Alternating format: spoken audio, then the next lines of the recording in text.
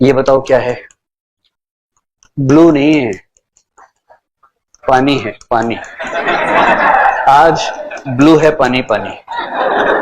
ठीक है, तो ये हो गया ओशियन या सी, जो कहना हो कह लीजिए। चलिए,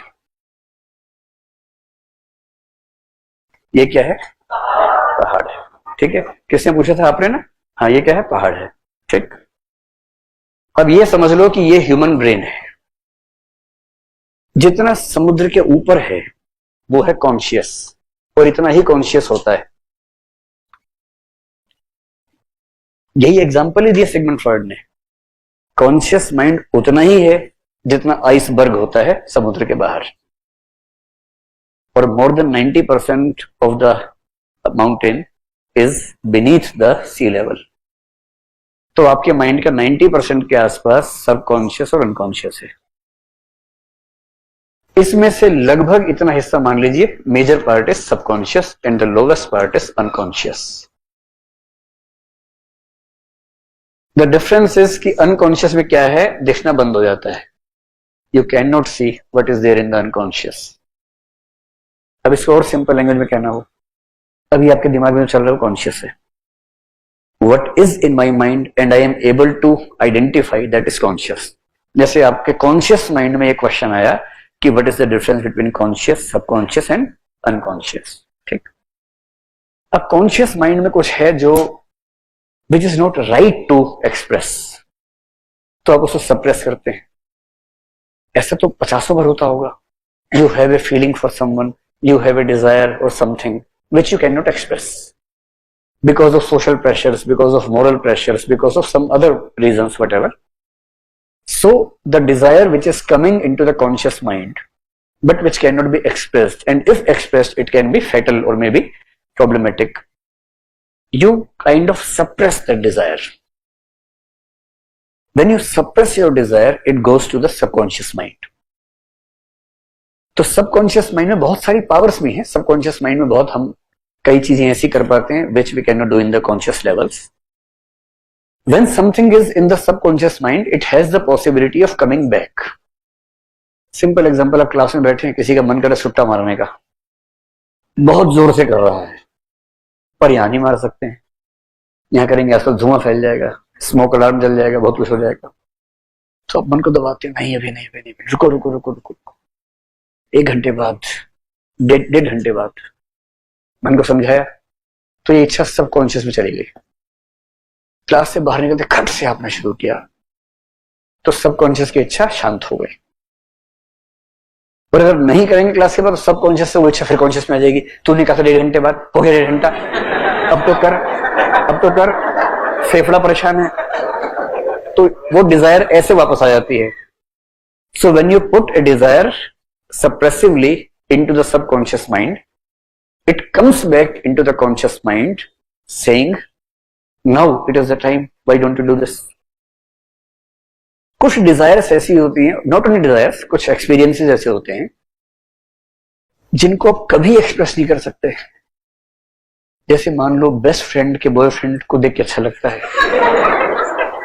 मान लो 1 सेकंड के लिए, और मन में आता है काश ये ना होती।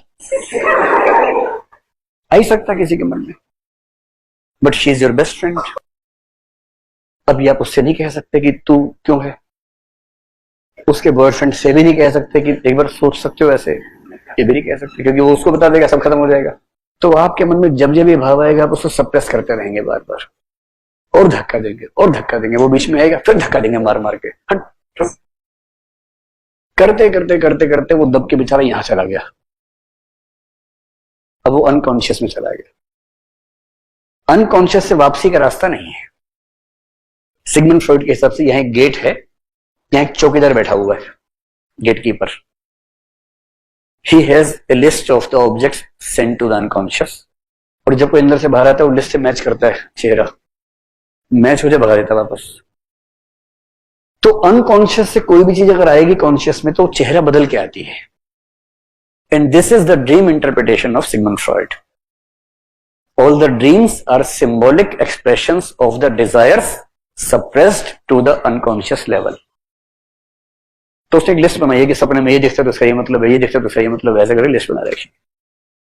सो we do not know what is there in the unconscious mind of ours. बचपन के छोटे छोटे एक्सपीरियंस अनकॉन्शियस में चले जाते हैं एंड दे बिकम कॉम्प्लेक्सेस। इसका एक क्लासिकल केस है नेपोलियन। नेपोलियन ने दुनिया को हरा दिया, but I have read at some places including one of Osho Rajneesh lecture about Napoleon कि नेपोलियन जब हारा वाटरलू में तो उसके खिलाफ बिल्लियों का इस्तेमाल किया गया था। वो जो बहुत छोटा था, 1 साल का, एक बार पड़ा हुआ था, बच्चे पड़े ही होते हैं आमतौर पे, तो एक बिल्ली आ गई, कैट आ गई, उसके ऊपर भी डर गया बेचारा।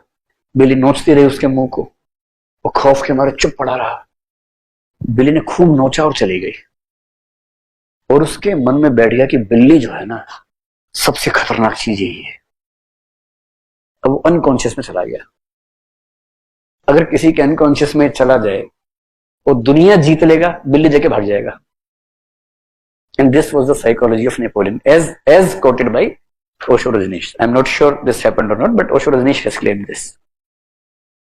इसलिए आप देखेंगे कई बार 6-6 फुट के लोग कॉकरोच देके भाग जाते हैं। लड़कियों को स्पेशल क्रेडिट मिलता है इस मामले में कि कॉकरोच या चूहा नीचे आ जाए एक बार, जबकि चूहा आपको जब देखता होगा ऐसे वो देख ही नहीं पा रहा ऊपर तक, कहां तक है वो, इतना सा बेचारा, और आप 5-5.5 फुट वाले, उसका हाल सोचिए क्या होता होगा। आपको देख के वो भाग रहे डर के मारे, आपको लग रहा है हमला कर रहा है, आप उसको देख के भाग रहे हैं, और उसी में गलती से आपके पैर पे वो चढ़ गया या आप उसके पैर पे, तो दोनों पगलाए हुए हैं इस समय कि कैसे। So this is the game of psychology. So this is unconscious, okay? भाई इससे ओवरकम करने का तो रास्ता मुझे नहीं पता है। सिगमंड फ्रॉइड ने बहुत कोशिश की। He gave a theory called psychoanalysis and he used to treat a lot of patients on the basis of regression. Regression का मतलब है उसके हिस्ट्री में जा जाके बात करना, करते करते समझना कि कहाँ मामला फंसा हुआ है, फिर उसको ठीक करना। So he had an approach, but it's not easy.